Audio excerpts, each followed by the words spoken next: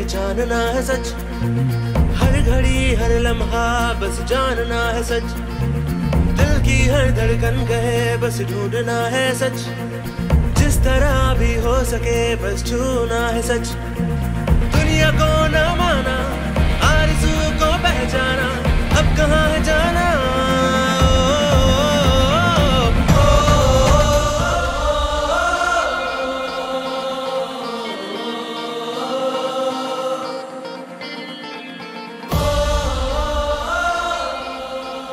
So welcome everyone, full spiritual vibe I'm getting, all youth and truth and all people sitting with great postures. This is like the filmmaking bunch, all the people are sitting hunched. This is all the Sadhguru bunch, all looking bright. So I'm here today in conversation with Sadhguru, and the topic for today, or the area we are covering, is youth and truth, and we'll try to stick to stuff that's relevant to us. A lot of questions come from me personally, things that trouble me and things that I wanted to ask someone, and I thought it's a good opportunity. And we picked a bunch of questions from the people as well, from the general youth as well. So I'll start, Sadhguru. First of all, welcome to Hyderabad. You must have come several times before, I'm not sure, but I came here many times even before you were born. Oh yeah. He was already telling me he's been doing this since 37 years. But I already know he likes Hyderabad because he was appreciating the Hyderabad traffic police. He was like, these guys are good. So first thing, Sadhguru, I think I feel like I probably am a polar opposite of you, because I'm extremely flawed and extremely confused. I think I might have a multiple personality issue happening. I hate giving advice. Sadhguru gives a lot of it. Really? Yeah, I hate giving. No. I never give advice to anybody. Not I've taken advice from anybody. Oh, you've never taken as well? Because I've never took advice, I never give advice. Okay. So there I've gone wrong. And I think a lot of issues, like I blame human nature in general for a lot of our misgivings. And I have like lots of doubts, questions, fears, and usually like you're drawn to some sort of people, you build a relation, you trust them, and usually these are the people you go to with your fears, with your doubts. These are the people you share your problems with. This is the first time I'm sitting with a completely strange man, a guru, and opening up to these fears and questions. So first thing, Sadhguru, is I would like to get to know you a little bit better. So my first couple of questions are about you. Can I proceed? My first question is, I'm not as aware as you guys, but I do watch some of his videos, and I'm always surprised by how do you have an answer to everything, like, and most of it makes sense. And my first feling was this. Hey, what do you mean most of it, huh? As in, like, I asked you about happiness and you sold me inner engineering program. So other than that, like and I feel like common sense is very uncommon. That's already very uncommon, and I always wonder, how do you have an answer to everything, like? See, it's like asking, how come you see the tree? How come you see the people? How come you can see the camera? How come you can see ant and bird? Okay. No, I just got eyes. But I can see these things, but I don't have an answer to everything. No, this is… suppose a person who doesn't have eyes asks this question. You can see a tree also, you can see a bird also, you can see an elephant also. No, I don't see all those things. I just have eyes and it sees everything. Okay. So I basically need to open… Yes, to bring that clarity. If you have clarity, whatever you see it the way it is. If you don't have clarity, you muddle it up in your mind with all kinds of things. Essentially, this is happening. This is an evolutionary issue in the sense.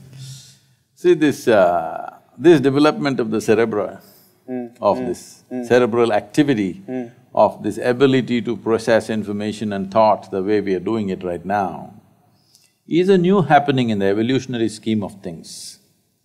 So you have a brain for which you don't have a stable enough body. So the brain is not functioning for you, it's functioning against you most of the time.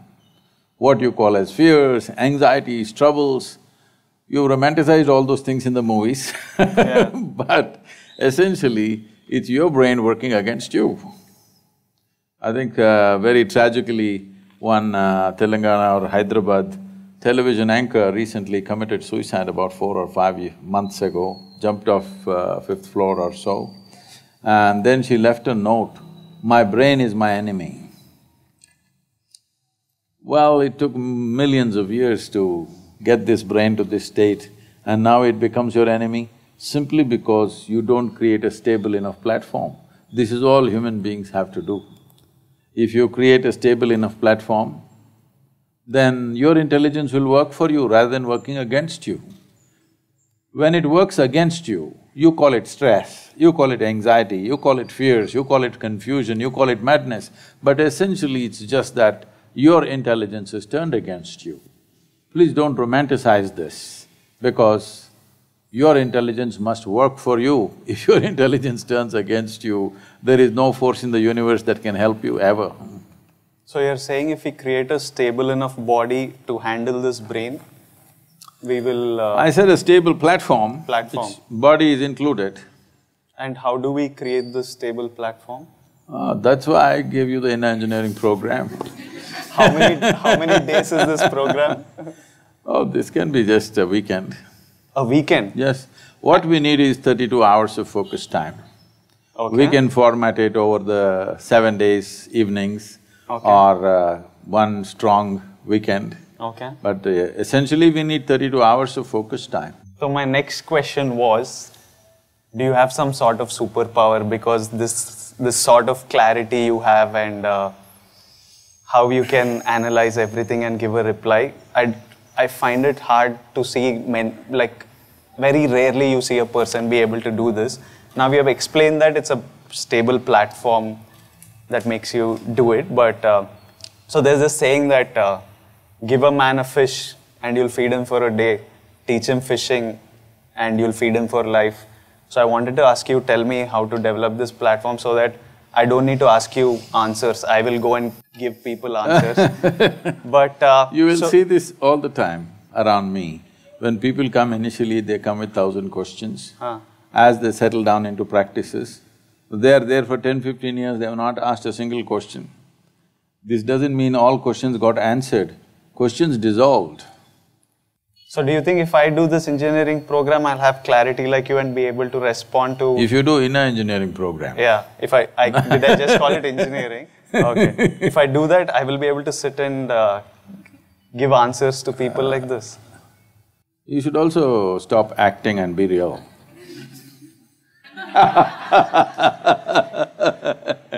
I'm real. Okay. But can you make it clear to me? Because I really want to sit Yes, and… this also can grow. Okay.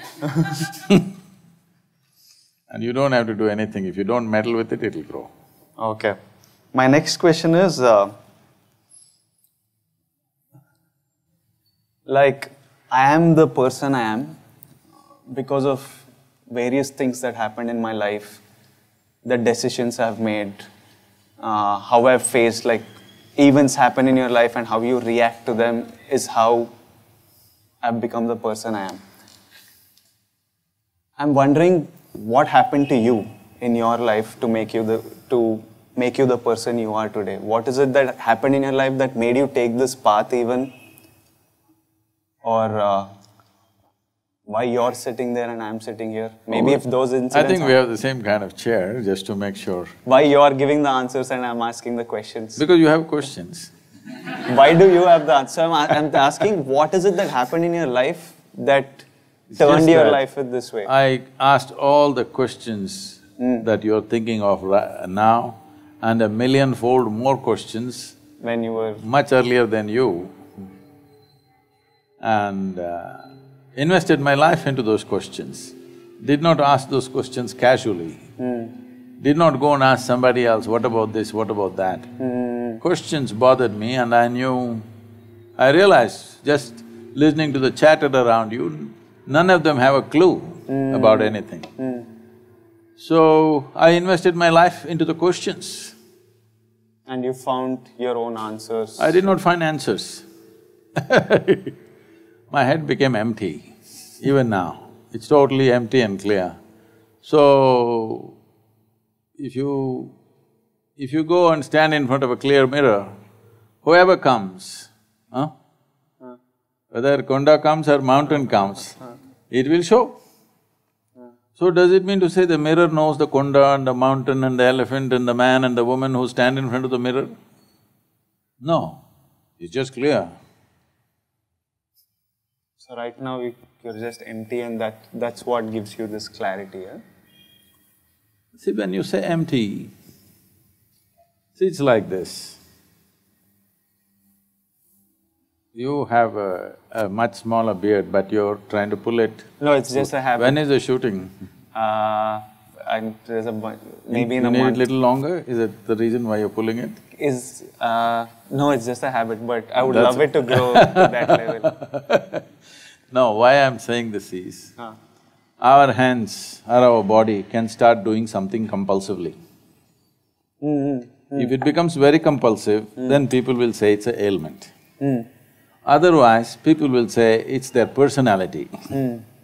So personality is a mild ailment. When it gets very strong, people will say, oh, he's gone crazy. Yes?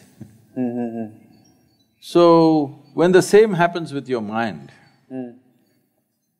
people think it's natural, it's not natural. Mind has become compulsive.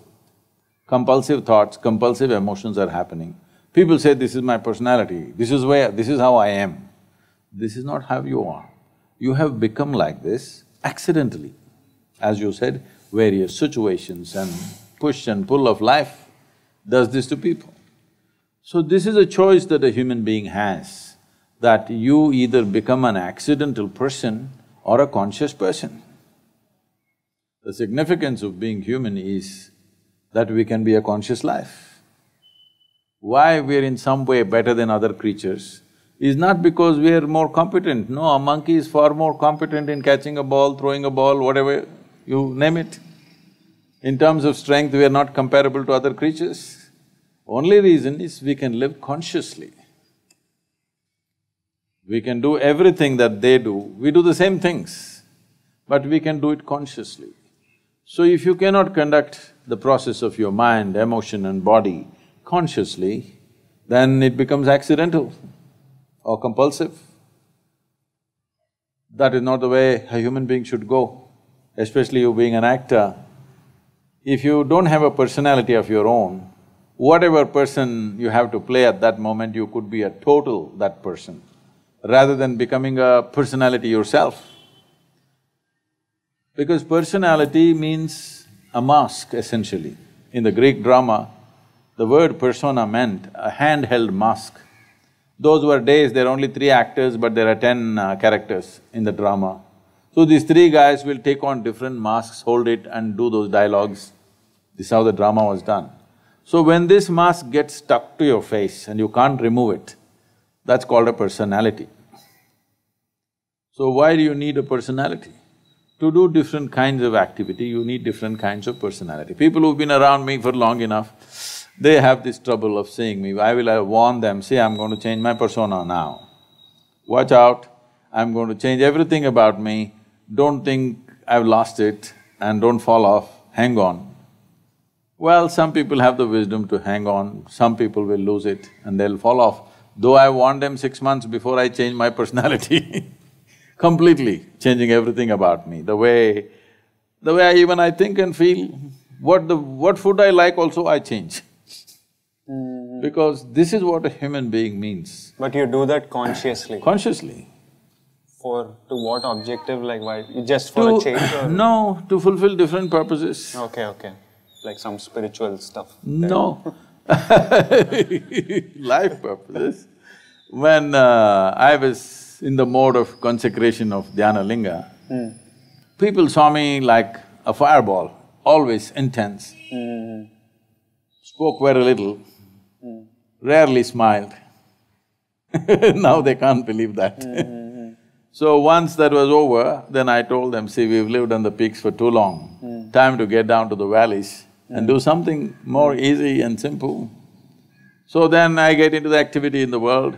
So I change my clothing, I change the way I eat, I change the way I look, I change the way I smile and talk, everything, because now you're reaching out to the world. At that time, it was a different goal altogether. Now it's a different thing.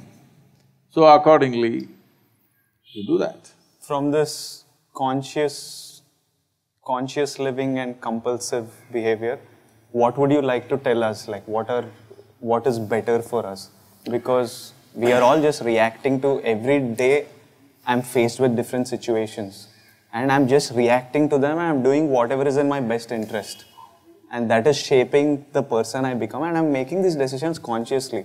Maybe this I'm doing compulsively, but this I don't care about. It doesn't affect my life in any way. No, I was just joking. Yeah.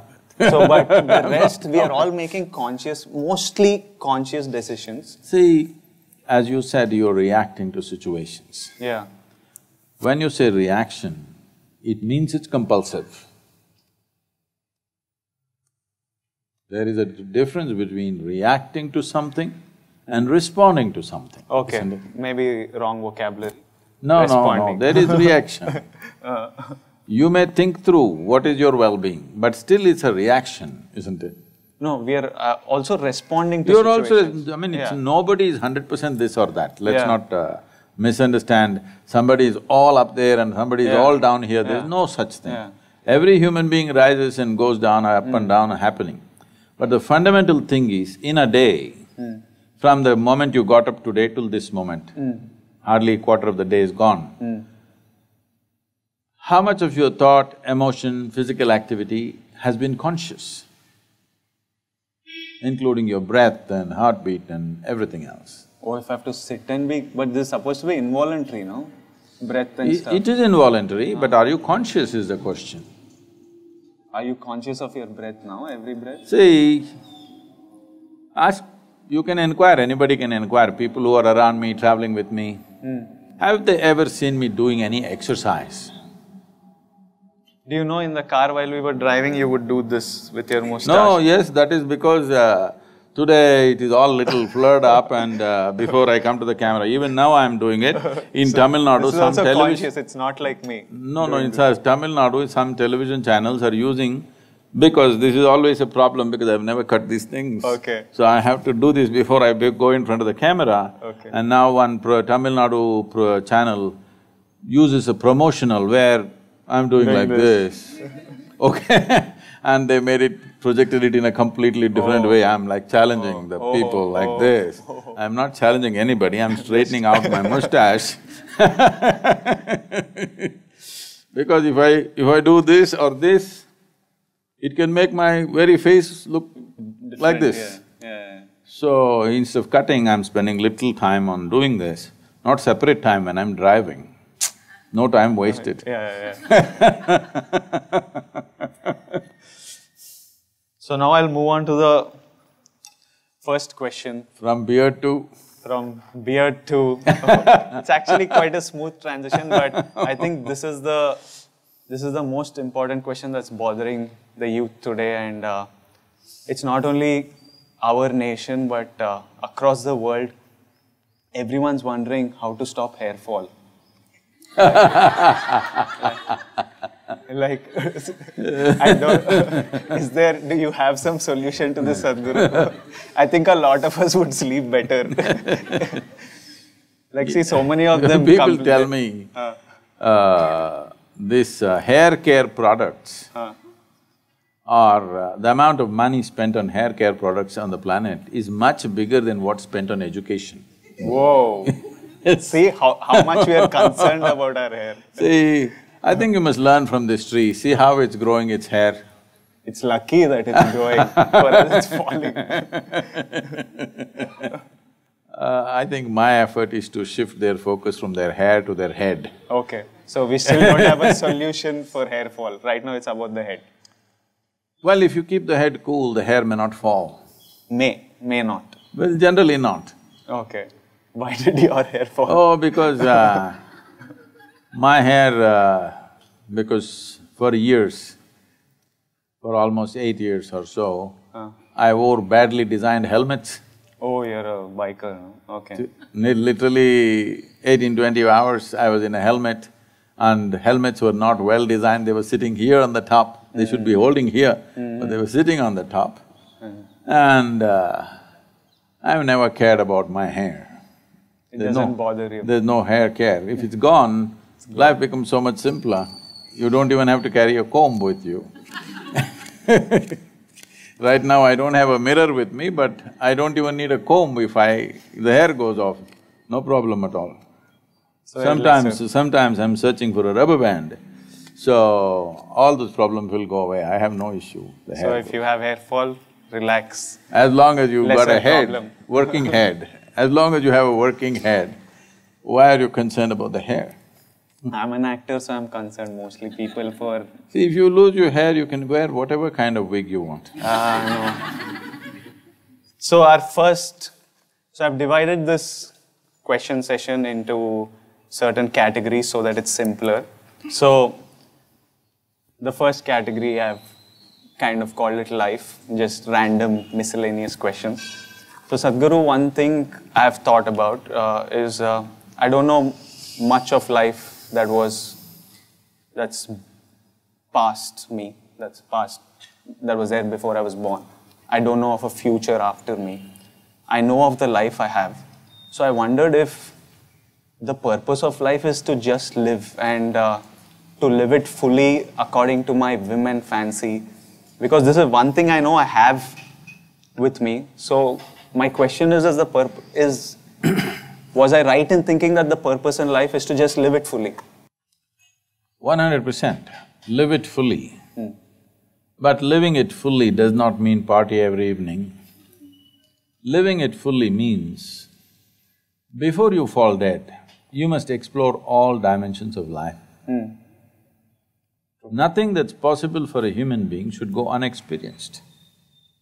If you're talking about living fully in that sense, you're on the dot. But later on you added according to my whim and fancy. That's a problem. Because your whims are not yours, they're social fads. Either you're doing what everybody is doing, or in reaction you're doing what nobody is doing. That's not the way to go towards a full life. But exploring life to its fullest depth and dimension is the really only purpose of life. Otherwise, what else? But what is this depth and dimension? What are these dimensions that we are supposed to explore? Is it true that you have a body? Yes. Hair or hairless, but body. Is there. So body is something that you slowly accumulated over a period of time, isn't Okay. it? You're not born like this. Yeah. So you have a thought process. Yeah. The content or the data for this thought process, also you accumulate over a period of time. As you say, many things that happened to me, decisions I made, what I did and did not do. Emotions also accumulated. Yes. What you accumulate can be yours, cannot be you, isn't it? Okay. This samosa, is it you? It's not.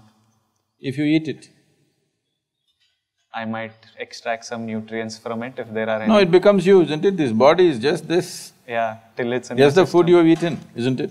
Okay. So, this is not you, but it becomes you. Okay. It's not true, it's still not you. Then Most people don't get the point till you bury them. When you bury them, they understand the body was not me. So what you call as my body, what you call as my mind, is something that you've accumulated.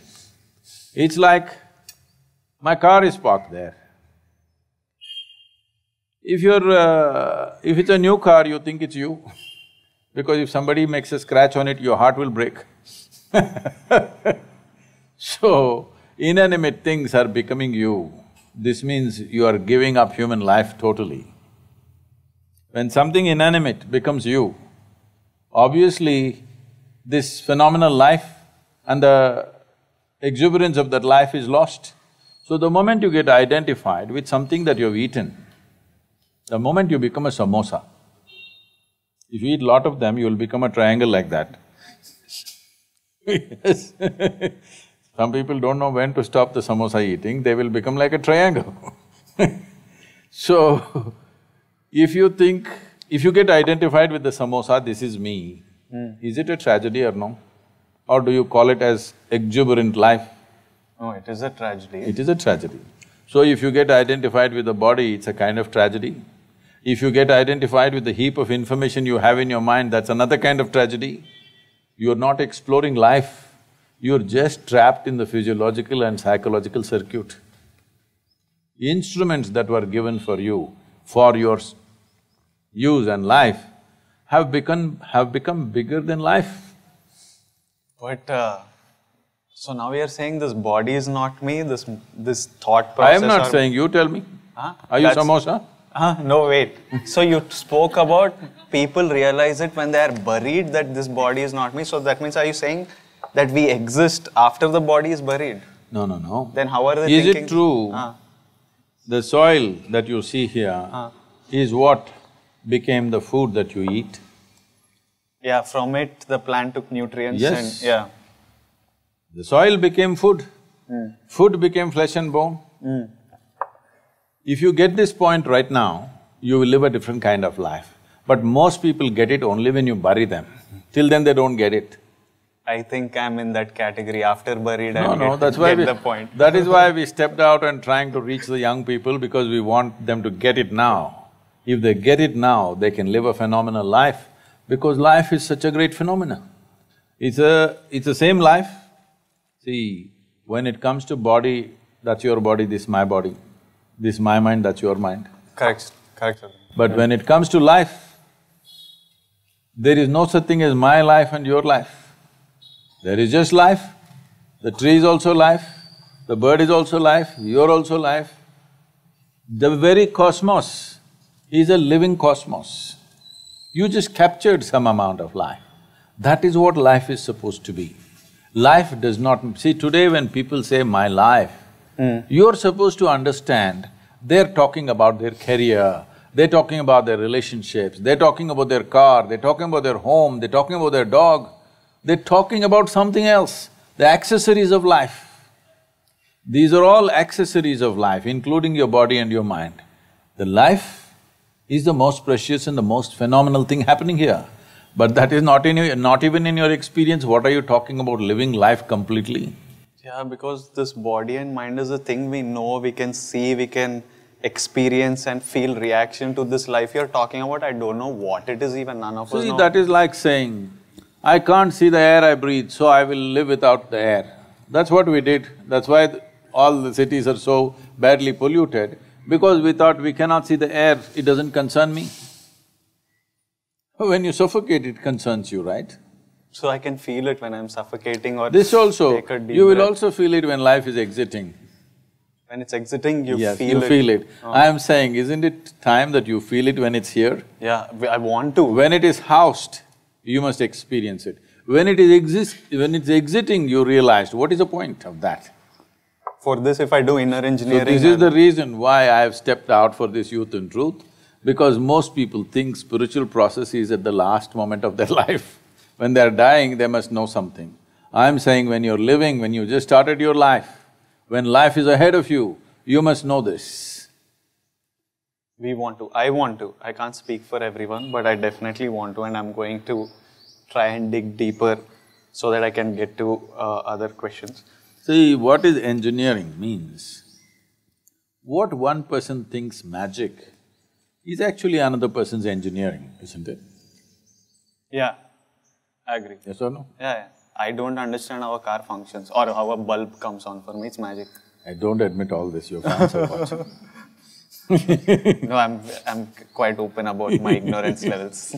So, it's engineering, but suppose 100 years ago, I brought a phone and made you talk to somebody in another part of the world, you think I'm doing magic, isn't it? Yeah. So engineering is like that. If you're finely engineered, you look magical, other people thinks you are magical. but you know you're well engineered. Do you think I look magical? Do you think Sadhguru looks magical? I'm not finely engineered then. One thing that always bothered me, Sadhguru, was why do human beings find it so hard to live and let live? Like, I think it's such a simple concept that I will mind my business, I will be happy, you do your thing. Like, countries are messing with each other, religions are messing with each other, castes are messing with each other, people, inside families, people mess with each other. So I'm just like, why can't everyone mind their own business and be happy and do their thing? So why is that's living… a very simplistic desire. If you look at the way we are structuring our lives, it's designed for conflict. Okay. Right now, our idea of being happy, happiness means what? You must have this, this and this. So whatever that this and this, it is always in limited quantity. Now, right now as we sit here, between the tree and us there is a conflict. The tree wants to put its roots down into the earth, but because of people have been walking here, as much as she tries, she doesn't get to touch. See, there, close to the stem, it touched, but she wants all this because she knows her survival and her prosperity depends on how many roots will find the soil. But we are sitting here drinking tea, we think we are very happy, but we are encroaching because this is the nature of physical world. Because physical world or the physical itself has happened because of a defined boundary. Now, through the physical world, you're trying to achieve something which is not physical in nature. Your happiness was never physical, your joy was never physical, your love was never physical, it's something that you experienced. Certain pleasantness of life within you, which you gave names to it. But now you're trying to achieve the non-physical through physical means, and now as you expand, you will find it doesn't matter if you remove all the trees on the planet, still you're not happy. Not even healthy after some time, forget about happy. So this is always happening. Once we relate our experience of life to what we have and don't have, now conflict is inevitable because what you can have is always limited. Physical is always going to be limited because it's a world of boundaries. Without boundary, there's no physicality, isn't it? Without a defined boundary, there's no physicality. Now, you are a Deverakonda. Well, your ancestors settled for a small kingdom, but if you give them little power, they would like to occupy the next kingdom. In the history books, we will write, I come from the Vijayanagar empire. In the history books, if you read what glorious victories our Krishna-Devaraya had, we are all very proud of it. But victories are never glorious, that's what the history books say. Victory is shameful, brings a whole lot of death, injury, widows, orphans. This is how victory is achieved always in a war, isn't it? Yeah. Because those who won write the history, they will describe it as glorious. Yeah. But those who lost, Misery. usually those who lost more people, more wealth, more misery, everything. Yeah. So, when we are looking at it this way, that our happiness is in having more, then conflict between individuals, conflict between communities, conflict between nations is inevitable. So this is why spiritual processes become important. This is why do you think I'm coming and meeting all this, all of you film stars and business leaders, all kinds of influencers, is because we want to make spiritual process the mainstream. Spiritual process does not mean looking up, looking down. Your experience of life should transcend the limitations of physical. Something beyond physical, if it's your living experience, you will see and you will do your physical to the extent it's necessary, not to a point of conflict. So you're saying because of limited resources and greed… No, because of limited experience. See, right now your entire experience is rooted in body and mind. Yeah. Physicality, isn't it? Yeah. But physicality wants to expand limitlessly. If you want to expand limitlessly, see, just ask anybody. Right now they have a little property, they want to make little bigger property. But this is more for security than just constant expansion for most of us. Like I can make a bunch of money with what I'm doing, but I know that I just want like maybe 2 houses and 1 car. Why does one man need 2 houses? For my parents. That's okay. Yeah. You can have 10 also, that's not my concern. Yeah, so All I'm saying I'm not is, constantly expanding. No, you will expand. See, your expansion may not be in property. See, if you know money, you'll think only unlimited money. If you know property, you'll think unlimited property. If you know knowledge, unlimited knowledge. If you know fame, you will look at unlimited fame. So, whatever your currency may be, but you can't stop human beings from expanding. So, how much expansion does one want? If I make you, instead of Deverakonda, I'll make you the king of this planet, will you be fulfilled? No. Because you will look at the other planets, you look at the other galaxies. As in first I'll say I don't want to be king of the planet, I don't… No, I'm not planning to make you. Suppose we make you the king of the planet, immediately you will look up, what about the moon? What about the sun? What about the galaxy? This is the nature of human being, because human being wants to expand, nothing wrong with it. It is just that wrong means is being employed, in the sense, you want to expand limitlessly, but you're choosing the dimension of boundaries to expand limitlessly. Okay, so you're saying… What you're seeking is boundlessness, but you're seeking it through boundaries of physicality. So unless your experience of life goes beyond your physical self, this is how it'll always be. Conflict is inevitable. But then this is something most of us will never end up doing. That is why we are saying, why this effort right now to touch the youth, to touch the world, is to bring what is called as, in Tamil Nadu we said, Orusattu Anmikam, 1 drop spirituality. Spirituality does not mean you have to take sannyas and walk on the street or do something else, sit in a temple, this is not what it is. Within you, your experience is little more than body and mind. Something beyond that has become a living experience for you. If this one thing happens, you will naturally function consciously. This compulsive need to expand will go away, because once you touch a non-physical dimension, then you're boundless. Once there is an experience of boundlessness, you understand physicality has to be managed. In this world, we have to make space for the tree, the ant, the bird, the elephant and the other people also. Not as a philosophy, but as a living experience. This is all coming from some sort of greed and expansion. I wouldn't use the word greed. This is longing to expand limitlessly, which is essentially a spiritual desire finding physical expression. Wrong means, it's like you're driving your car but you want to go to the moon. If you try very hard, you will be in Hussain Sagar.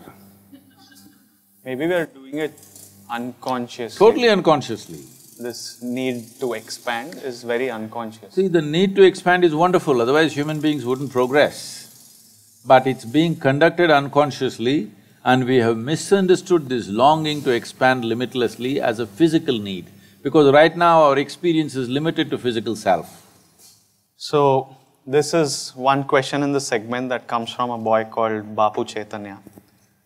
So Bapu wanted me to ask you, is being patriotic or is patriotism good? See, a nation is an artificial situation we have created in the world. What is the ideal? Well, it would be fantastic if it was a global village or nation, as we call it. But will the globe happen without management? So for management we need… No, we anyway have to have a leader. Yeah. Now, should we have an Indian leader, African leader, American leader? Question will come. Then fight will start. That's how nations have happened. Who should manage which part of the world? Because we could never agree that who should manage the whole world. So we made it into small parts, well over 200 parts. Well, we could strive to make 4 or 5 nations in the world instead of 200 nations at some point. Now European Union is there, Similarly, we can make an American Union, or Asian Union, and make just 3 or 4 nations. It looks like a good possibility, but there is also a prospect that if they get heavily armed, if 2 continents go to war with each other, there'll be no small wars, there'll always be only world wars. So in some ways, the way it's broken, it's okay because it's broken on cultural lines, linguistic lines, so many things, religion, this, that, in so many ways it's broken, it's best to preserve that. Now, is patriotism a good thing? Patriotism means an emotion towards your nationality or your nation. See, do you believe that you can build a family without investing your emotion? As in, build a family, maybe not. Have a family, yes. But build a family, no. Well, I was not talking about an arrangement.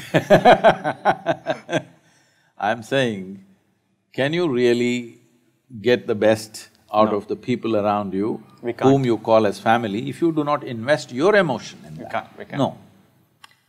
So when you can't build a nation of 4 people, family is a nation of 4 people. If you can't build a nation of 4 people, how are you supposed to build a nation of 125 crore people without investing emotion in it?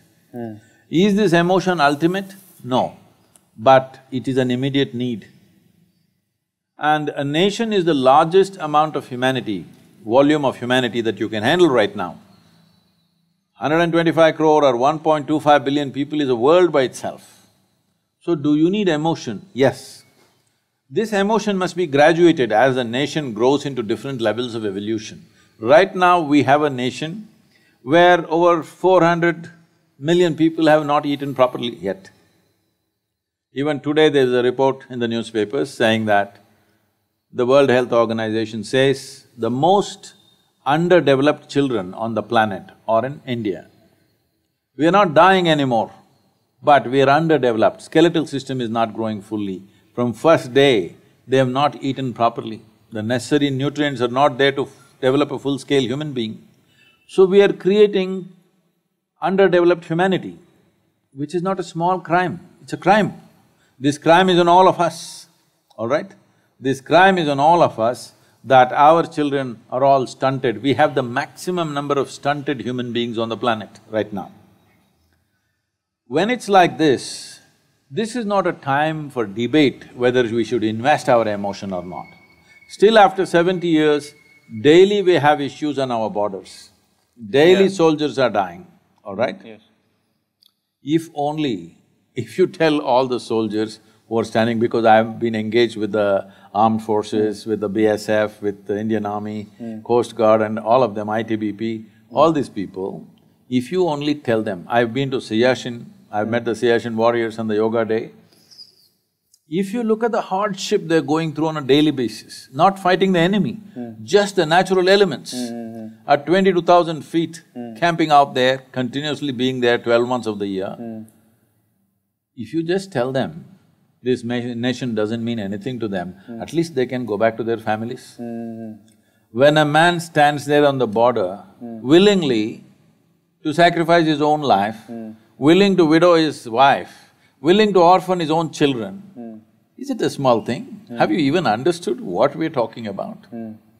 So if you tell them, we are not interested in the country, they can also go home and do their own thing. So, these are different levels of evolution in a country. Right now, sovereignty of the nation is constantly under threat. And millions of people, nearly 500 million people are not even fed properly. In this state, we need a lot of patriotism, you know? Every one of us should be Bharat Mata ki Jai right now. Let us say in another 25 years, all these people are fed, everybody's comfortable and well-to-do, everybody is getting the education and the nutrition and stuff, then you must downscale your patriotism a little bit. Let's say tomorrow it all becomes Asia, Europe, everything becomes very friendly, it's all business and no war, we will lower our militaries and everything, nuclear arms are down, then you can further lower your patriotism, down. Someday if such a situation comes, we can live here without even thinking I'm Indian. Will be wonderful day, but that's far away. Right now you need it.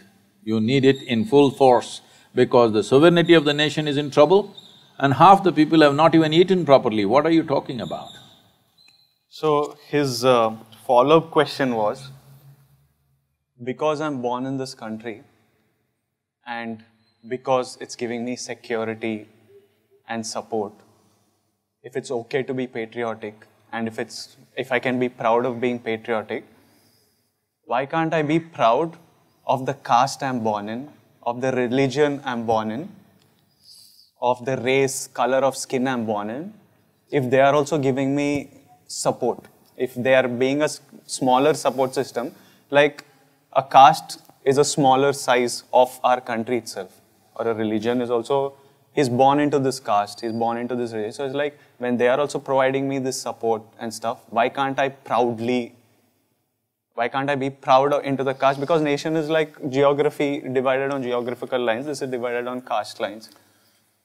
See, all these things that you mentioned of nationality, caste, religion, language, ethnicity, color of my skin, all these are… A human being is a composite of all these things. Yeah. You cannot exclude any one of them. Right now the mode in the country is such, you know, there is an English saying called throwing the baby with the bathwater. You know how this term came? This term came because at that time, in a cold country like England, the families had bath only once a year. Okay. How's that for you? Not in India, okay? Even 10,000 years ago, we were still having bath every day, but English had bath only once a year. Okay. Because a cold country, from October onwards, it's cold, cold, cold, only end of May, June, mid-June. Okay. So at that time, they have a family bath, so big bathtub. First the man of the house will take the dip. If that guy goes in and comes out, it's already turned dark. Not because he lost his skin color, because 1 year of muck. Yeah. Then all the men in the house go, then the women go, then the babies, children and babies go. So it happened sometimes that there are so many children and everything, they put them in this big tub which is murky, you can't see anything. When they want to throw the water out, some babies got thrown out. This entire thing of carrying a bride carrying a bouquet came from this culture because the bride smells so bad. She has to have a flower bouquet, otherwise you can't go near her. This is all this is the fragrance of the flower made her attractive. Otherwise, she's quite… because she's gone into the tub after all these men. Oh, after all the… So, we are throwing the baby with the bath water. In this culture, the caste and creed was created as a transference of knowledge and skills. Yeah. Because we understood in those days that whatever skills a father has, he is naturally prejudiced in favor of his children. Yes. So he will teach it in a best possible way to his own children. Yeah. So the family traits and culture always went like this. Yeah. This is the only reason Caste. why those who want their children to be really educated send them to Gurukulas, away from the family, where there is one man who's risen above his identities of blood and he is going to teach the best to their children, but the rest of the skills, simple skills of carpentry or blacksmithery or whatever else is needed on a daily basis, this was transferred only through the family. So they maintain this close thing. A blacksmith's family means they eat in a certain way as it's necessary for their type of work. They will marry only a blacksmith's girl because she knows how to make the fire, this, that. If you marry a carpenter's girl, she won't know how to do this. So it is from this they did. Out of this, a phenomenally kaleidoscopic culture we created. It's so fantastic. From one community to another, they're living side by side in the… in the neighborhood. For probably 100 years, 2, 3 generations have lived. But the way they cook, this home and this home is distinctly different. Okay. If I go to any house, if I just smell the seasoning, I just tell them what caste you belong to. Okay. Just if I smell the seasoning, I know what caste you belong to. Do you think we still cook it as… If they're married in if they're married in the same thing and traditionally women who are trained in that are there, but today most women are going to school and college, they never spent enough time in the kitchen, so now things everybody change, smells like pizza or whatever. That's a different thing. But it is so distinctly different. You should not destroy this. The only thing we need to take away is the discrimination. Unfortunately, our differences became terrible discrimination, that we started treating people badly, this profession is low, that profession is high, if you are doing this, we will treat you badly. This discrimination we need to take, but right now we are trying to level out the whole culture, which is not going to work, and if it works, it'll be a very poor nation. We will become like other nations where everybody eats only burger, okay? Here also people are beginning to eat only burger. I have nothing against anything, but the thing about a human being is to do things in an aesthetically correct way. I don't see how it is very civilized or correct to take food which is about 7 inches tall and open your mouth 7 inches and eat it. That is the way of a crocodile. That's not the human way. We have been taught to eat in a certain way because a human being wants to do everything in a beautiful way. Dog also eats, cat also eats, but we want to eat with style. We not only want to nourish ourselves, we also want to make it into an aesthetic process in our life. If those things are taken away from our life, what is the point in the name of leveling out the society? Well, if you make everybody into monkeys, we will all become same, of course.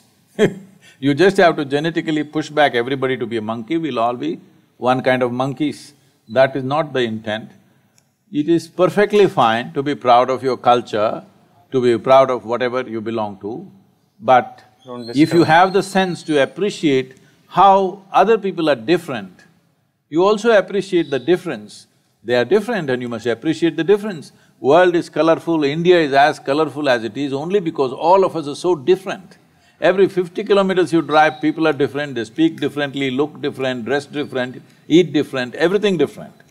So it's fantastic, we must keep this color in the country. This color has not come just like that, 10,000 years of maturity to get this color. We should not destroy this colorful nation by believing in some kind of a silly, leveling out business. But at the same time, it's very, very important that we remove the discriminatory aspect of it and we learn to appreciate all the differences that others have. My next topic is on love. This is an age where we all… where we all fall in love and we all love to love and we all love being loved. So my first question is, all you need is love is a popular saying, and I've been told by people that like, money is not the most important thing, love is more important. If we have love, we can be together, we can be good. But I come from a school where I'm like, dhanam moolam idam jagat. I'm like, what will I and you love, and if we don't have money, what will we even do?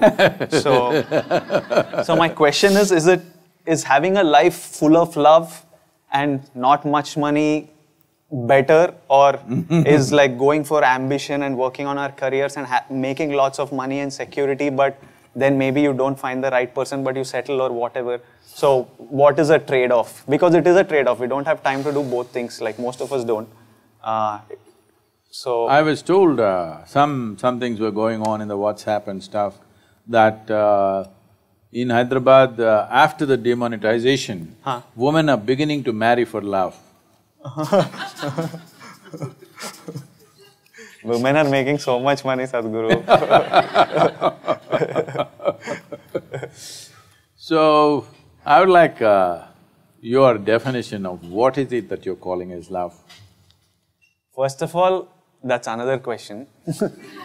Like, my personal feeling, like, I don't know. I've felt love, but I don't know how to define this word. I think this is a word that greeting card companies came up with to market stuff. And one more issue I had with love is, because it's so intangible, when I say I love you, you say I love you, we could I be didn't say completely… that, Hypothetically.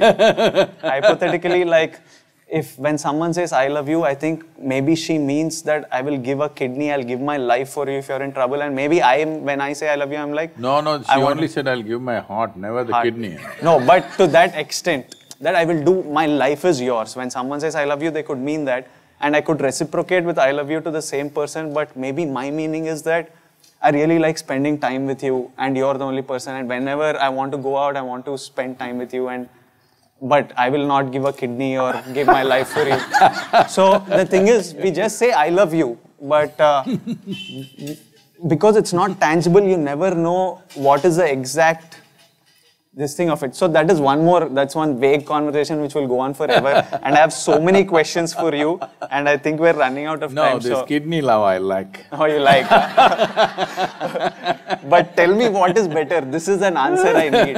Like, can we survive with love and not enough money, or is money important and then we can also find love, like whenever we can, if we do? See,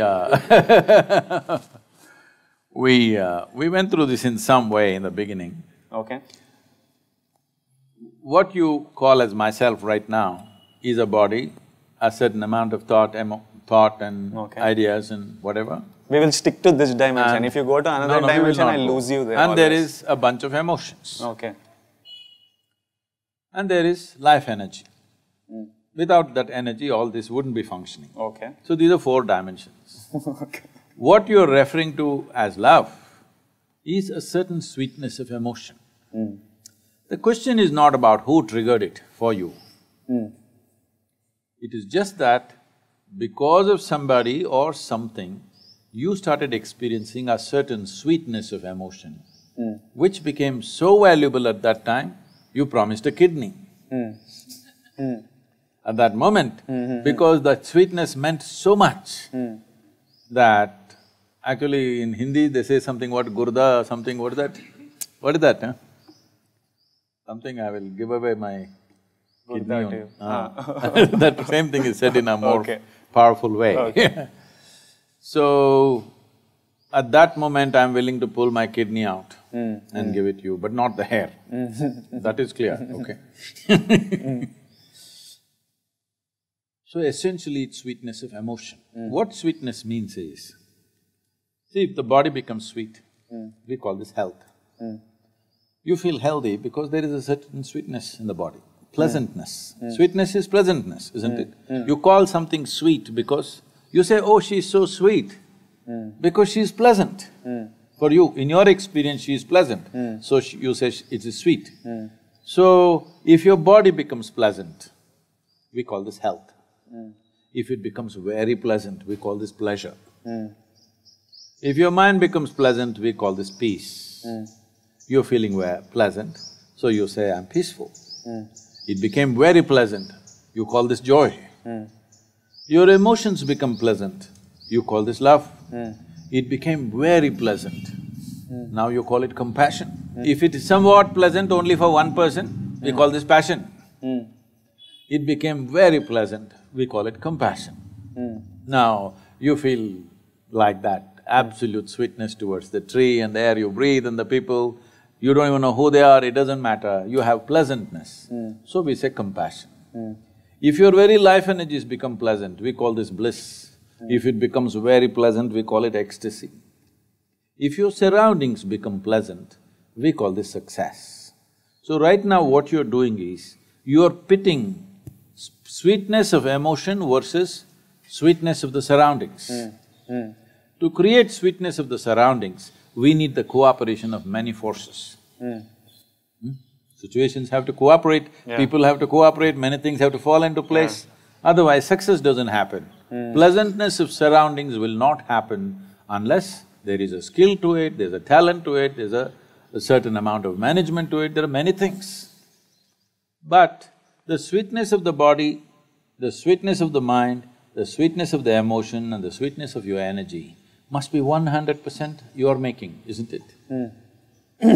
Yes or no? The sweetness of the surroundings, everybody has a stake, all of them will play a role in this. But the other 4 dimensions, the sweetness should be managed by you. So if you are in charge of that, then you would keep this always profusely sweet. Your mind, your emotion, your body, everything, you would keep it that way. Then all these struggles wouldn't even be relevant to you. This is one dimension. Money is a means to facilitate external situations. Love is a means to create internal pleasantness. How can you use a bathroom spray to make global warming go? Can you? I can't. It But the doesn't thing work is- like that, I'm saying. Yeah, it doesn't. What I'm saying is, the sweetness of inside or sweetness of surroundings both require time to build that sweetness. No. Huh? Like if I have to be successful in my… Sweetness of outside needs time, Yeah. energy, effort, Like a resource. relationship needs nurturing, you need to spend time See, that with is the different thing. This is what I'm trying to distinguish. See, love is what happens within you. This is the sweetness of your heart. Relationship is… sometimes it's hard work. Oh, when I'm talking about love, I'm not talking spiritual, this is all No, I'm relationship not talking only, anything everything. spiritual. There's nothing spiritual, this is emotion. Okay, See, right now, you're smiling. yeah. Is it spiritual or just a regular smiler? Spiritual dimension I don't understand. That is I'm what, full you ground. don't have to understand that because you don't even have to name it that. All I'm saying is, if your body is feeling pleasant, you feel smile. healthy Yeah. and nice. If your mind is feeling pleasant, you feel peaceful and joyful. If your emotion is feeling pleasant, you feel loving and compassionate. So, why do you want to call it spiritual, non-spiritual nonsense? There's no such thing. So right now you sit here, you have very sweet emotion, not towards anything or anybody, you're just sitting here, sweet emotions, has it happened to you? Nobody need to be there, just like that. If there is something, you share it. If there is nothing, you can sit here with a very sweet emotion. Now relationship is hard work. That is external success. You have to build it, you have to manage it, there are many aspects to it. While the other person may be looking at your external situations too, all right? They're not just looking at the sweetness of your heart, they're also looking at what you're wearing, what you're driving, how you are, who you are, everything they're looking at it. Yeah. So, a relationship involves those dimensions, you cannot say it is completely free of that. Well, when the gurda thing happens, maybe little bit they will cross that. But it doesn't mean it's completely free of that, no. It's always involved, physical things are involved, isn't it? This sweetness, what did you call love? Sweetness of the heart. Sweetness of your emotion. Sweetness of my emotion, if it happens with 2-3 people, then… It cannot happen with 2-3 people, it can only happen within you.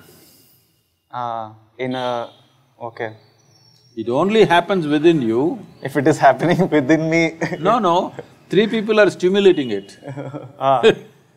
3 people may be stimulating it. Okay. I am asking you, do you want to be a push-start machine or a self-start machine? Self-start? Self-start means your sweetness must be turned on by you. If you want to share it, you can share it. If you don't want to share it, you don't share it. But you must be sweet for your own self, not for some… See, love is not about somebody, it's the pleasantness of your existence, isn't it? Is it not important? Forget about other people, relationship stuff. But is it not important if you sit here, you are pleasant by your own nature, somebody need not come and poke you and crank you to be pleasant? Right now, what you're talking about is, 3 people have to crank me to make me pleasant. A very poor machine. You remember the old ambassadors? Yeah. Always they parked down slope, because morning you have to push. Now all the cars are self-start. Improvement, technological improvement or no? I'm just asking you to upgrade your technology so that you self-start. If you wake up in the morning, you're full of joy and love. If somebody comes, we will share. If nobody comes, we're just fine. One more question related to this in a very utilitarian, very basic, inhuman level. Our mind and eyes haven't been… You're also human, mate. Don't you call me inhuman, So, once when I was in my intermediate, and this is where your hormones are going through the roof, and this is mostly where you're attracted to the opposite sex or the same sex, depending on your choice. Once my dad sat me down and he told me, Vijay, if you buy a bottle of water, you can drink it, you can close the cap, you can keep it half full, you can know that when I reach that place, I still have half a bottle of water. You can drink it to the last sip. You can refill it if you want. It's always with you. But if you fall in love with a girl, she's not an object. She's a person. And unlike an object, she has her own feelings, her own emotions, and she can develop likes and dislikes that might not suit you. She might make decisions that you might not think are in your best interest because she has her own life and she has her own choices. So I was like, what he was trying to do was, he was telling me, focus on your career now, because that will always, if you work towards it, it will always pay back. And for love, once you're settled and stuff, you can spend time on it.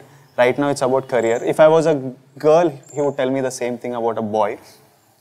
So it again comes back to this question about, on a very real level, that we have, so many of us have to make these choices, where do we pursue ambition with all our intensity and time and energy, or do we, when you find the right person, do you try and, it's hard to find this balance though, because it's very competitive these days and you have to give it all to survival's you need to work harder to beat the competition and survive.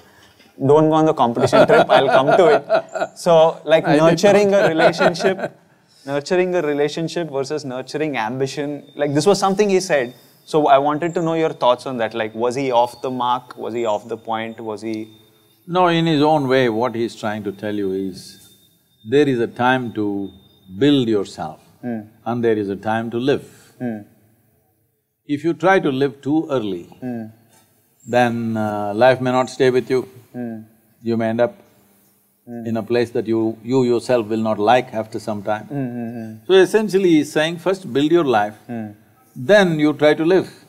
But if you try to live too early, it won't last and you won't have a big life, you'll have a very small life. And one more thing is, we all love being loved. I'm talking again on a relationship level, that's all I know. No, let's settle this. When you experience love, it happened within you or here? I know you in the movies you're showing all those heart marks flowing this way and that way in Instagram and all that, but when you felt it, it happened within you or outside of you? It happened within me, but as a response to something. In stimulation.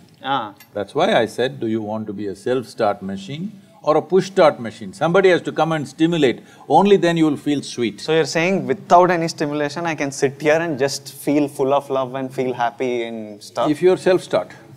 Whoa, that must be a cool place to be at, like to See, feel it is cool. It must be a cool place to be at. We have to try and get there someday, like. That's why in engineering. But first have to pay rents. First have the paying rent will not even be a concern. When… Yes. Because you can just be under a tree and No, be that's full not of the love. point. It's not being under a tree. Being under a tree is fantastic, but it's not about that. See, right now, small things are being made big because most people don't need an enemy. They're doing fine by themselves. They are self-defeating all the time. Their own thoughts, their own emotions trouble them more than the world, isn't it? Why are your thoughts and emotions working against you? Should they be working for you or against you? Which way is it? But yeah. If they're working for you, you think earning a living, paying a stupid rent and eating what you want is a big problem? Earthworm and grasshopper is earning its living. With this big brain, you can't earn a living? What are you talking about? Because such a big brain is working against you, that is the only problem. The only problem human beings have is, they got a big brain and the damn thing is working against them. If it is working for them, making a living, surviving in the world is not even an issue. That's why I feel like all problems are Self-created. Our nature, like they didn't structure us properly, they should have done it. No, where no. the brain works first. Now we have to sit and go to engine. See, what is a possibility? If there is a possibility, if you do not explore the possibility, it becomes your problem. That's all that's happened to most people. Human being is a possibility. You are not fixed like other creatures. All other creatures, nature is fixed what they can be and cannot be. With the human being, see, we did not say a tiger being, an elephant being. We only said you, human being. Yeah. That means you know how to be. If you know how to be, will you keep your body, mind, emotion, energy in the highest level of pleasantness? Yes or no? Will you be blissed out or miserable? I'm asking if you know how to be. I would like to be blissed. Yes. So should we call you human being or human animal? You're a human being because you're the only one on this planet who has the capacity to be. That means you know how to be. If you know how to be, you will definitely be blissed out. If you're blissed out, what is the problem? Paying rent, earning a living, managing relationship, is it a problem? Everything you will do effortlessly. Now, you are not fulfilling the basic aspect of being human being. You're not being, you're trying to do everything else. Do you think I'm capable of inner engineering from your time with me? I can't meditate 5 minutes, I feel like I'm wasting time. I feel like it's the most unproductive thing type, I'm very restless. No, that is because you've done all the wrong things. I didn't even try it properly, but… What I'm saying is, when it comes to doing things with the body, what one person can do, another person cannot do. When it comes to the mind, what one person can do, another person cannot do. But when it comes to the inner dimension of the life, all of us are equally competent. Okay. Nobody is better equipped than anybody else. Okay. I am not better equipped than you, it's the same thing. Only thing is, I paid attention to that dimension, you did not. If you're willing to pay attention, it is as much possible for you as for anybody. 32 hours. 32 hours of focus time to start with. So my next question is, Shakespeare once said… You missed out, focus time. Yeah, I will… No, I we'll think keep you focused, don't worry. with a whip. No, we have other ways. You think I'm such crude technology? Whatever This is makes very it high-tech. function. This is very high-tech, no whips, no torture. We have other ways of doing it. Like, I would love it if you just like touch something and it'll happen. Like without sitting, like That if you also… just touch me like this and inner engineering happens. That in case I act with… in a movie with you, I'll do that. Boom. And you can act. Find some way, no, Sadhguru, you found answers to so many things. Find Yes. one way to shorten this 32 hours.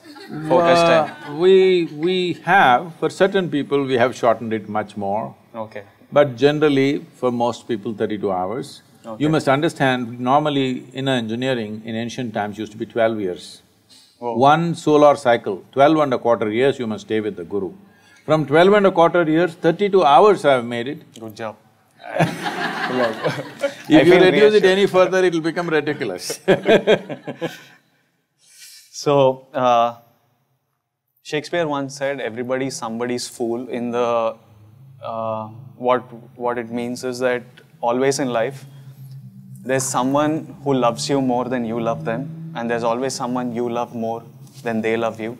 So, a lot of people I've met are in situations where they have to choose between the one that loves them or the one that they I thought love. that happened only in the London society, it's happening in Hyderabad also. Here also, everywhere it's because now we are meeting a lot of more people, I interaction, understand, but why exposure. don't you pick the one that you want? Why are you in the wrong place all the time?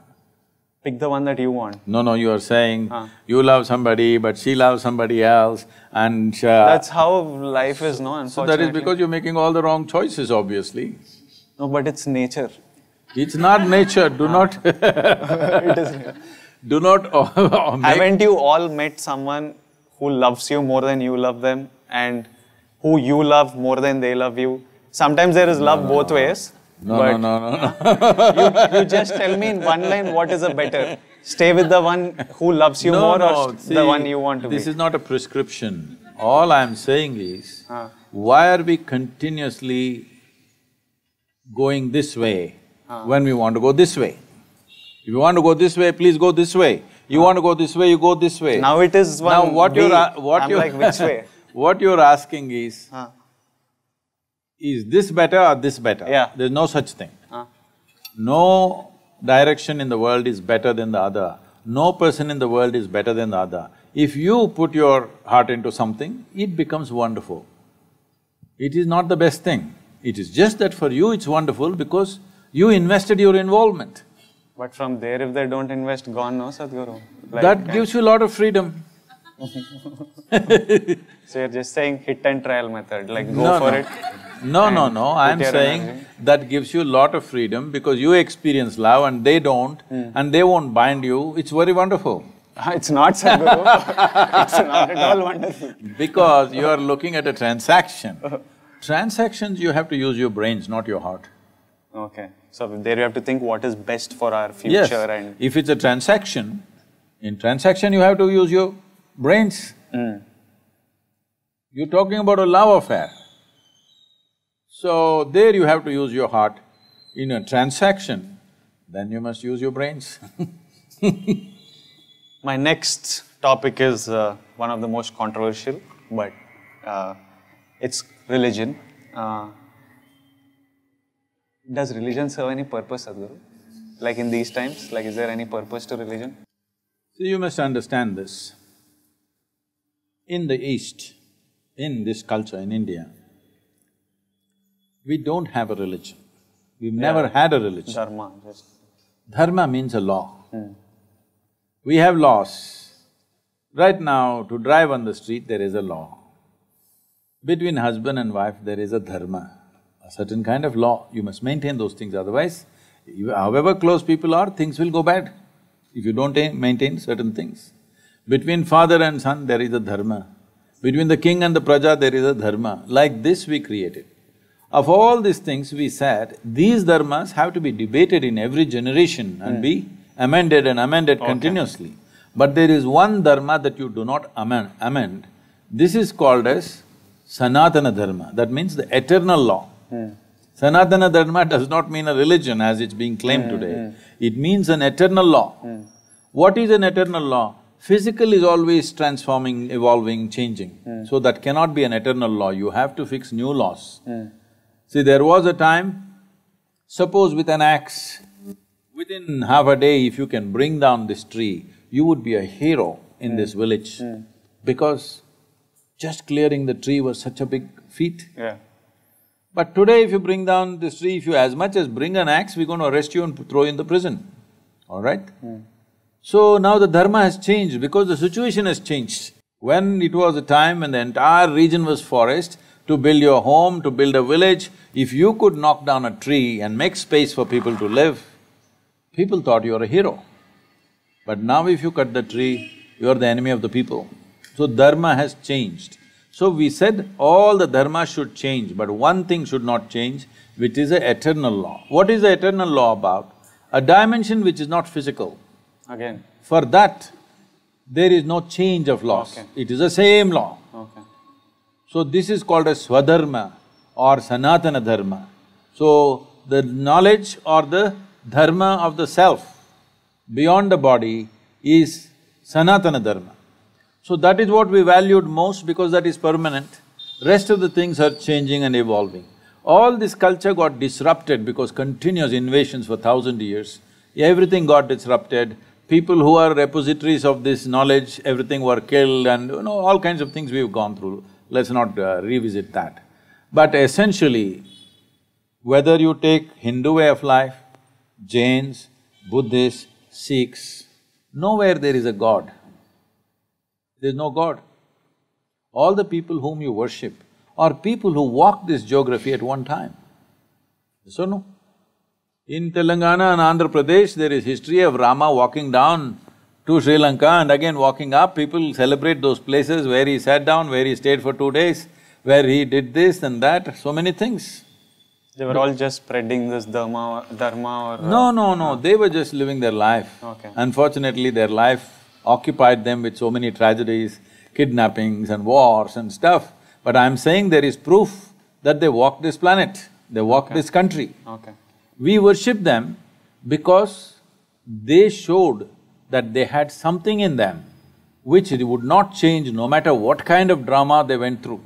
Wars happened, kidnappings happened, death happened, all kinds of horrible things happened in their life, but they were free from it. So because the highest value in this culture is freedom or liberation, which we refer to as mukti, if you listen to the conversations of your mother or maybe your grandmother, in daily conversation, without uttering the word mukti, moksha, karma, prarabdha, there is no conversation in this country. Yes or no? Every day, not spiritual conversation. Daily conversation, if they sit down and stand up, they'll say, yo, karma, prarabdha, mukti, moksha, when will I get mukti? This is the talk always, because the entire country was invested towards liberation, not God. We use these people as symbols of liberation. Even though life put them through all kinds of trials and tribulations, they remained above it. So we see that they are free. They are in a certain state of freedom that the physical world never disturbed them. But at the same time, they were not withdrawn. They were actively engaged in the physical world. Fighting a battle means absolute involvement, isn't it? When you're pitching your life out there, can't be any more involvement in life. So they're absolutely involved, but at the same time untouched by life. So we worship that quality because they're representing mukti, they're representing absolute freedom from life. So it's because of that these people became symbols, whether Rama, Krishna, Buddha, Guru Nanak or whoever, they all became symbols of mukti. Even when they were living, they were free, actively involved but free. But does the religion serve a purpose? You're saying it is like a rule book that we follow to stay civilized? No, there is no rule book in India. But you called it the law. See, the law, that's what I said. Law, the reason why Indians are full of questions and now youth are asking all these questions is because this is a land of debate. Yeah, which is very good, When Shiva came, when Adiyogi Shiva came, he is a personality of that kind, that in front of him nobody would ask a question, but his wife asked him 1,000,000 questions. That is what is Shiva Sutras. And his 7 disciples asked thousands of questions. Well, you know Arjuna and Krishna, that question-answer business is big in India. See, Arjuna and Krishna are so intimate with each other, they know each other so well. But that guy in a crucial moment, how many questions he has? Because in this culture, dharma has always been a point of debate, because dharma has to evolve. All dharmas have to evolve, except the sanatana dharma or the eternal law or the swadharma need not evolve because that is not changing. So this is a land of seekers of truth and liberation. Here there's no religion as such. We've taken this religious attitude from outside because outside heavy competition came. Once it came, we thought we must also organize ourselves like that. We are trying to, but we will never will, because the best thing about Hindus is we are always confused. No, it's a very good thing. Confusion means you have questions in questions. Otherwise, you have stupid conclusions about everything. The idiotic conclusions that people have made have destroyed this planet, killed millions of people around the world, simply because somebody has an idiotic conclusion about everything in life, isn't it? So, we don't have this is it kind of book. Our books are all debates. So people think we are confused. But we don't think confusion is a bad thing. We are joyfully confused. That's a great thing. You have concluded something. If I ask 2 questions, your conclusion will fall apart. That is why if I ask a question, you will kill me. Questioners have always been killed in every other culture, do you know this? They ask a question, you kill the man. That's one way of handling the questions. But if you entertain the question, it will lead to more and more and more.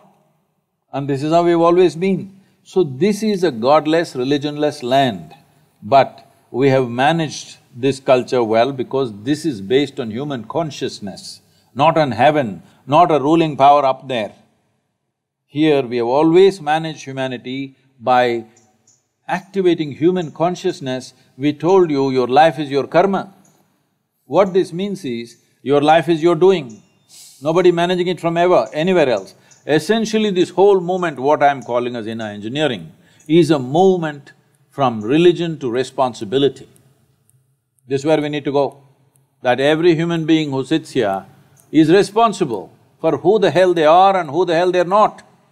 What they are and what they are not, they're taking complete responsibility for that. Only then individual human beings will live well, only then a nation will live well. Some of the questions I'm asking with regards to religion is just like… You're just trying to get me into trouble, I understand. No, it's actually… it's actually like you could say pass Sadhguru if you do not want… You can just say pass this question. No, but I you don't won't. pass any question because that's why I'm sitting in the police lines. Oh yeah, I know that. So like some of these questions come from across… I think the youth that follow me, especially my friends, come from across religions and cultures, and these are things everyone questions, from be you a Hindu, a Muslim or a Christian. I think everyone… So I'm asking, some of these questions are very general, they don't come from any particular religious point of view. One question I had is, do you think these loud religious processions or rallies or these chants and prayers that are pushed over loudspeakers across religions, do you think it stems from some sort of insecurity or competition between religions? Is it necessary to have such a loud public display? Like, people have a problem with PDA, but if I hug someone or kiss someone, I'm at least not shouting. It's at least quiet, it's not disturbing anyone. So, do you think it's coming from some space of insecurity, these extremely loud display of religious fervor? No, competition. Competition. It stems from that. Yes. So if everyone's more relaxed, you think all this… Because religions are always trying to improve their numbers. Okay. Other religions are turning up the volume. Yeah, to keep their numbers or increase their numbers. Yeah, sad.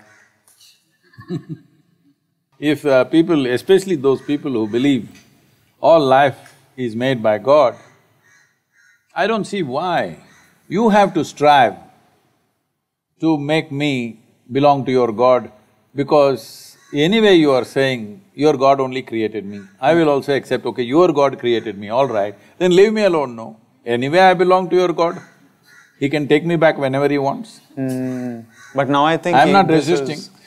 This has become like political numbers, yes. And so it's just like various… See, people have understood, not today, for a few thousand years they have understood. It is not only after democratic governments came they have understood, even before they understood, numbers is power. Okay. So it's a power game. They would like power beyond politics. You understand? It is not about transformation, it is not about liberation, it's about power, enslavement of people. Since I was growing up, and now we are in the Ganesh Chaturthi season of the year, it has always been like after Diwali, it was my most favorite festival, because in school we would make these chariots, take a procession, and it would be celebration, we would all enjoy it.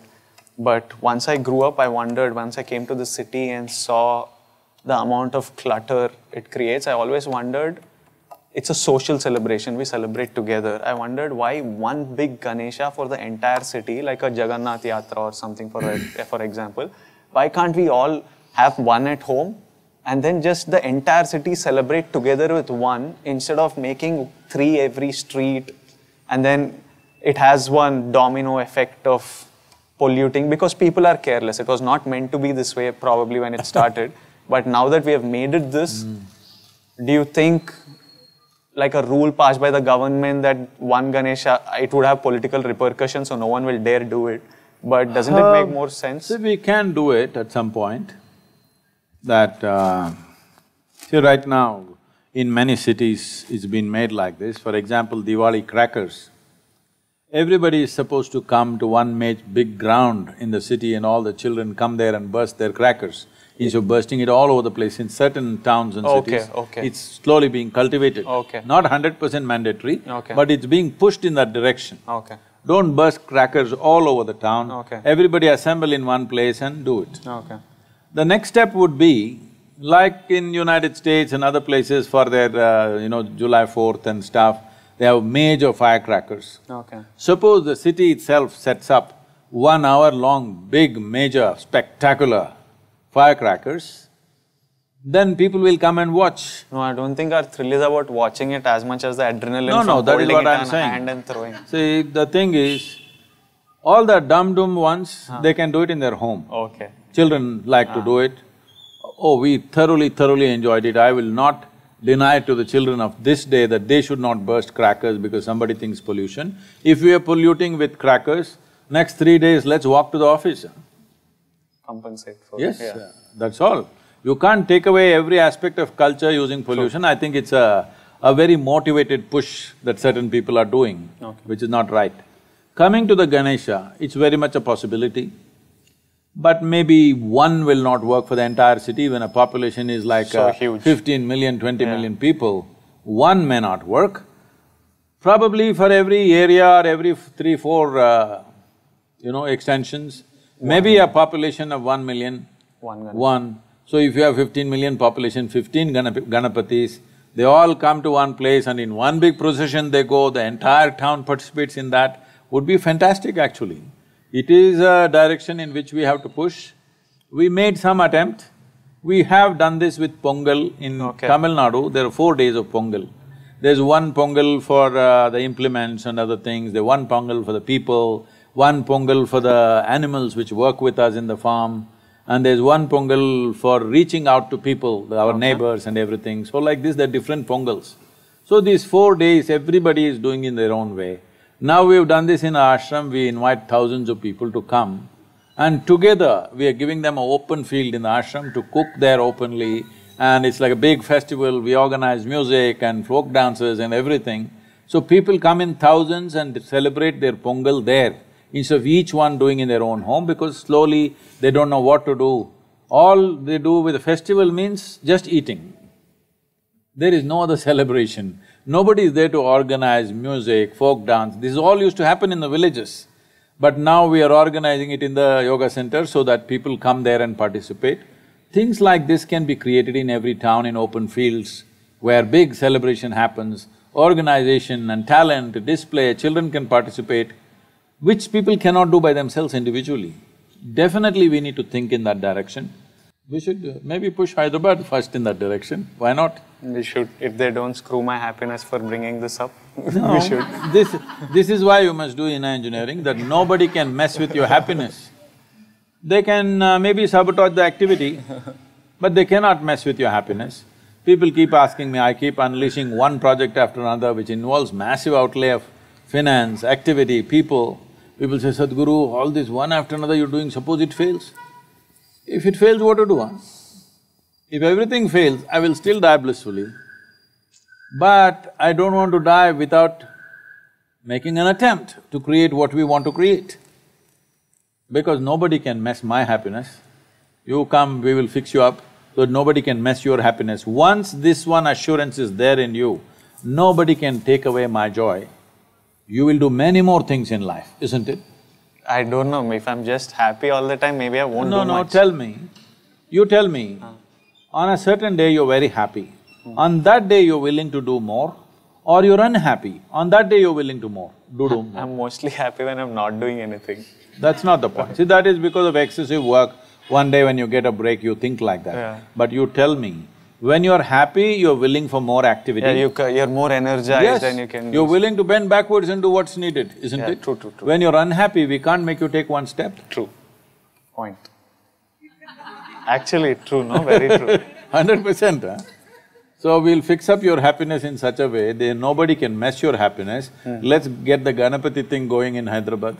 Yeah. One more thing I was wondering was, because Ganapati is such a huge thing, I was wondering, and all the people are very excited and passionate about this, but one day I was thinking, if instead of having a whole Ganesha statue and taking this procession and music and dance and the celebration, what if culturally from long back, from when it started, it was about these 3, 7, 9, 11 days.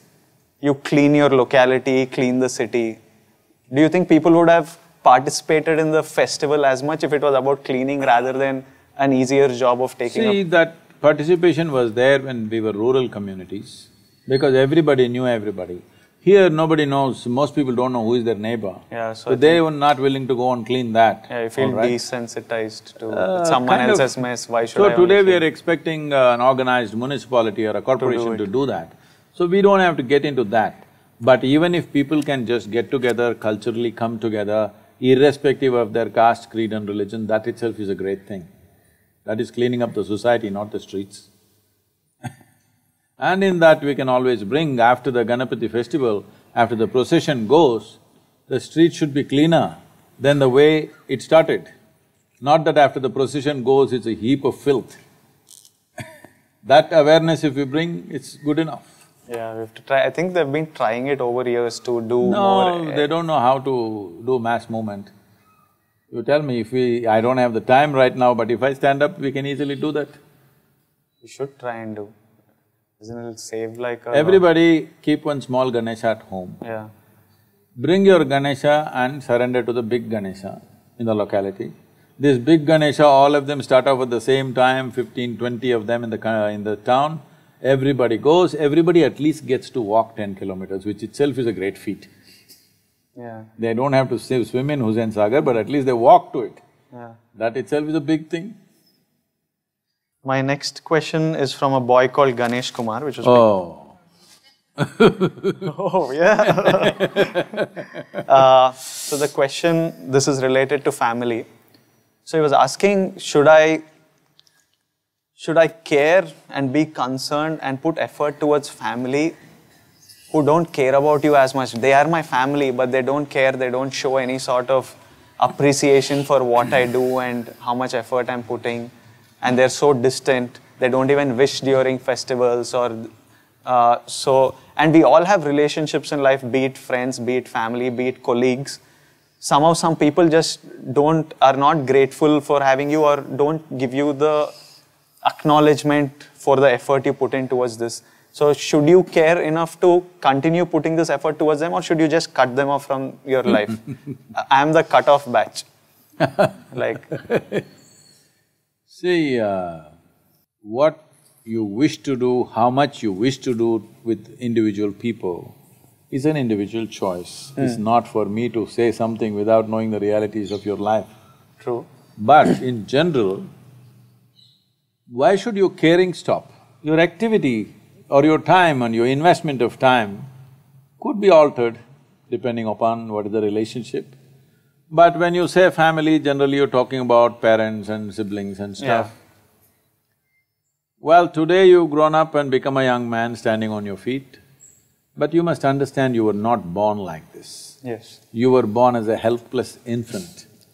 So somebody cared enough to someone who pees on you, who sits on you, who doesn't know how to eat, who doesn't know how to stand up, nothing. Somebody cared and made sure today you're standing up on your feet.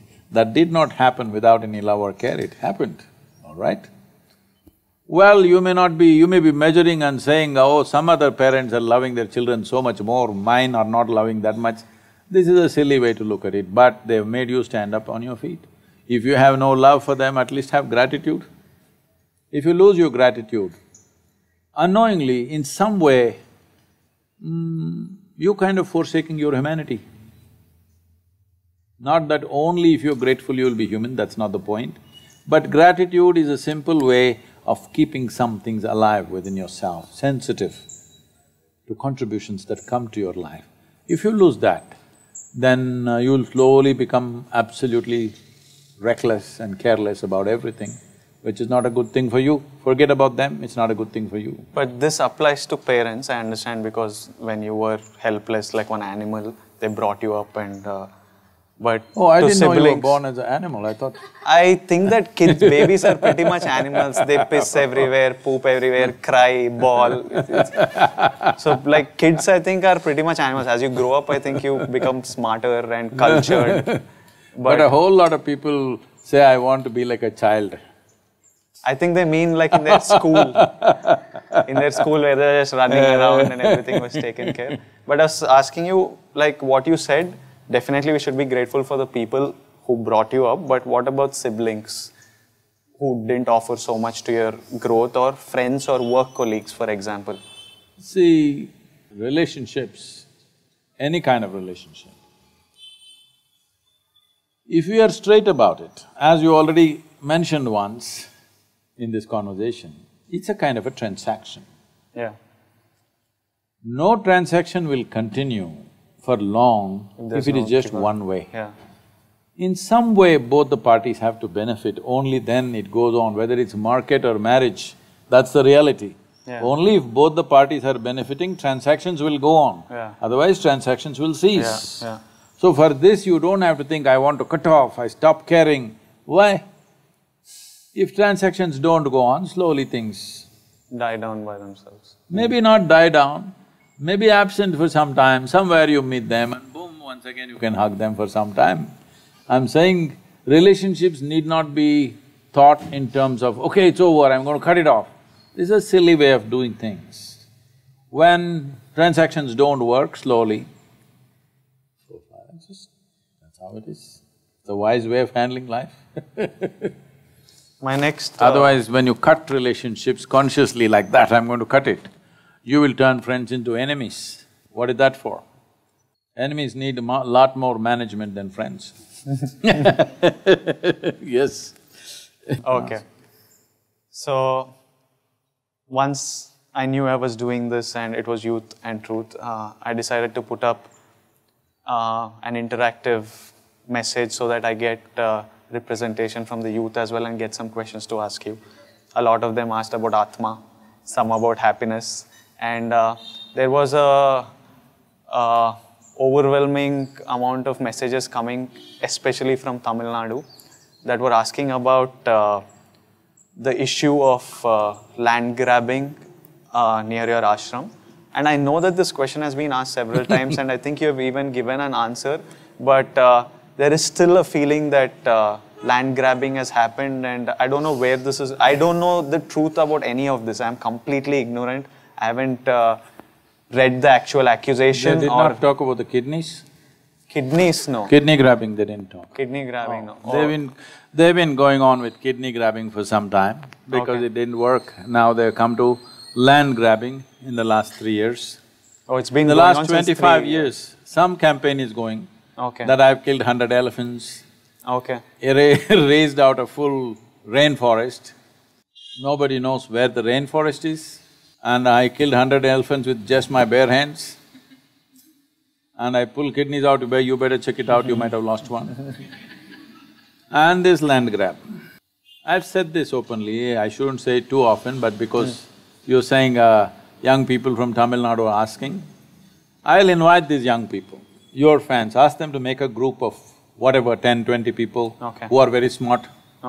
Let them come with all the maps and panchayat documents, everything. Anywhere, either private land, government land, forest land, 1 inch, not 1 acre, 1 inch, if Isha Foundation has grabbed 1 inch of land, this is the last you'll see of me, I'll leave the country. How… is that good enough? So, this will put out… No, I'm saying this is going on like this. People said, they campaigned, they made videos of how elephants are dying in the ashram, okay? All animated videos were made. They said full forest was removed. Then we put out the Google Maps. The land was not in our hands in 2006, it was somebody else's land. Later on we bought it. From 2006 onwards, there are Google Maps. We put out the Google Maps, it shows it's barren land. No vegetation. No. And you see the Google Maps from 2006 to now, has vegetation gone up or gone down? Well, before that there were no Google Maps. check the panchayat records, all the survey numbers that we own today. Just check the panchayat records from 1994, since we own these lands. What were the crops before 1994? Was that forest? Was it even trees? Or was it crops, dry crops mostly? Well, check the panchayat records, don't go by what I say. But without checking, young people, if they are interested in truth or they're interested in just slander, you have done enough slander. United Nations recognizes me as the ecological champion in the world, okay? We are part of their program. We have the highest ecological award in the country, Indira Gandhi Paryavaran Puraskar.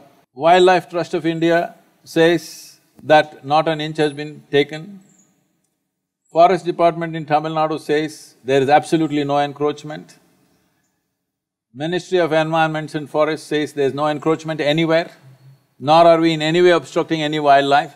In fact, we've blocked all the hunters and others and sandalwood cutters and everybody, so we've made enemies, of course. We made enemies from vested interests, and they're going on for last 25 years. Young people must be interested in truth. I will open all the records. Panchayat is there, forget about my records. I'll open the gates of ashram for you to come and stay there for a week and investigate everything. Talk to all the agencies concerned. If 1 inch is taken, only 1 inch, if it's taken, I'll leave. Is that good enough for the young people? Have all these been put out, the Everything UNESCO, is there on the website. Okay, oh, all the documents, Yes, everything awards, is ecology. there. This just goes on, simply because it's a motivated media. Anonymous media on the social media thing, they just go on saying the same things. So if they're genuine, if these fans of yours are genuine youth concerned about the ecology, concerned about justice in Tamil Nadu, please let them come and investigate whichever way they want. I'll open the entire document segment, it's all digitized, our documents. We'll open the entire thing, you can look at it. Then go and refer to it in the panchayat documents, that is also reasonably digitized. If there is any encroachment, please show me.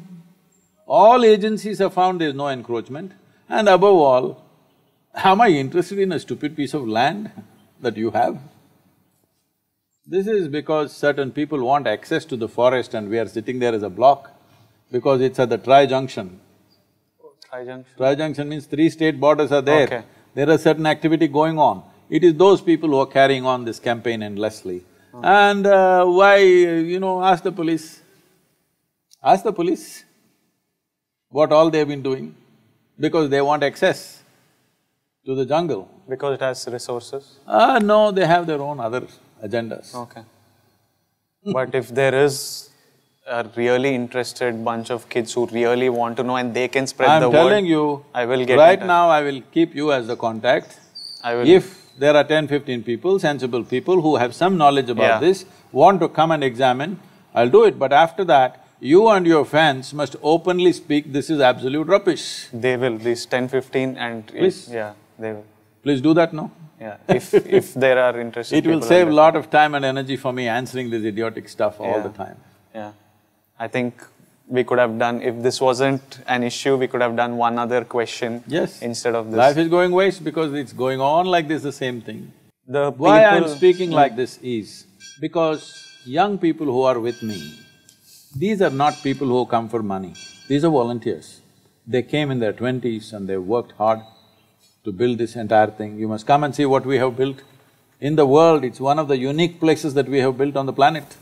People are coming from across the world today, and it's appreciated everywhere in the country.